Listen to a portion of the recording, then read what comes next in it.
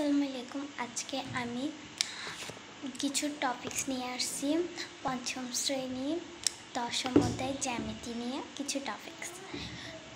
আমাদের জ্যামিতি যদি পাঠায় তাহলে কিছু জিনিস মুখস্থ করতে হয়, যেমন চতুর্ভুজ কাকে বলে, আয়ত কাকে বলে, বর্গ কাকে বলে, ট্রাপিজিয়াম কাকে বলে, সামান্তরিক কাকে বলে। আমি এসবই আজকে বলতে এসেছি। তো চলো শুরু করা যাক। প্রথমে শুরু করে চতুর্ভুজ দিয়ে, কারণ জ্যামিতি শুরুটা হলো চতুর্ভুজ। চতুর্ভুজ কাকে বলে? চতুর্ভুজ চারটি সরলরেখা দ্বারা সীমাবদ্ধ আকৃতিকে চতুর্ভুজ বলে। 2 নাম্বার, আয়ত কাকে বলে? যে চতুর্ভুজের চারটি কোণই সমকোণ তাকে আয়ত বলে। পরেরটা হচ্ছে বর্গ। বর্গ কাকে বলে? যে আয়তের চারটি বাহুই সমান তাকে আয়ত বর্গ বলে।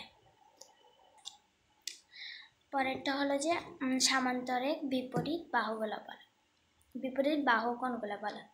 সামান্তরিক বিপরীত বাহুগুলো পরস্পরের সমান, সামান্তরিক বিপরীত কোণগুলো পরস্পরের সমান। আজকের ভিডিওটা এখান পর্যন্তই। তোমরা এই জিনিসগুলো যেগুলো মুখস্থ করবা, তাহলে তোমাদের কাছে জ্যামিতি কিছুই না। Bye bye.